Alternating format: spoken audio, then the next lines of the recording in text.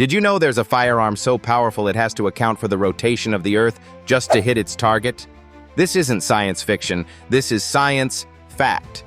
Get ready, because what I'm about to tell you might just change the way you think about the relationship between firearms and physics forever. Let's talk about the M65 atomic cannon, also lovingly nicknamed Atomic Annie. This is no ordinary firearm. We're talking about something that could accurately deliver an atomic shell several miles away. It was built in the early 1950s, at the height of the Cold War, when the US military wanted something portable yet apocalyptic. Essentially, this weapon wasn't just a firearm, it was artillery, physics, and sheer raw power all rolled into one. Now, here's where it gets fascinating. To properly aim and fire the M65 atomic cannon, engineers had to factor in the Coriolis Effect. What's that, you ask?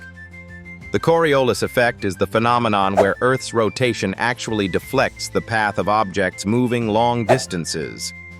Planes, missiles, even long-range artillery shells. All of them can be subtly but crucially deflected by this invisible force. This means, depending on where you're shooting toward, the rotation of the Earth can make it far more complicated to aim. You see, bullets and artillery shells don't travel in perfectly straight lines. They follow what's called a ballistic trajectory, an arc shaped largely by the pull of gravity. But when the distances are extreme, as they were with the M65 atomic cannon, ammunition has to fight against not just gravity, but the rotation of the Earth itself. Without accounting for this, atomic shells could have completely missed their targets, or worse, landed somewhere unintended. Imagine this for a second.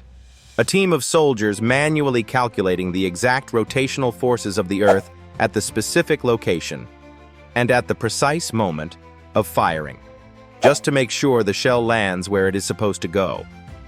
They would use massive, complex ballistic tables and, later, early computers to determine the angles and adjustments for a weapon that could have catastrophic consequences if fired incorrectly.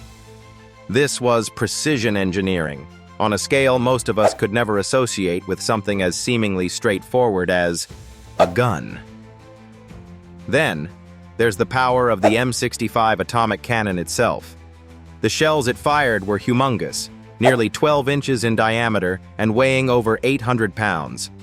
And just to give you some context of its force, a single atomic shell from the M65 had the destructive power roughly equivalent to what was dropped on Hiroshima. Yes, you heard that right. An individual artillery piece could create devastation on par with one of history's most infamous events. What's even more fascinating, if not outright unbelievable, is that the M65 was successfully tested in 1953 in Operation Upshot Knothole in Nevada. That's right. This gigantic piece of history actually launched a live atomic shell during a controlled test. And yes, you can bet they accounted for the Coriolis effect to hit their precision mark in this high-stakes moment. Although the M65 cannon never saw actual combat use, thankfully, its existence serves as a reminder of the lengths humanity will go to wield power that is almost beyond comprehension.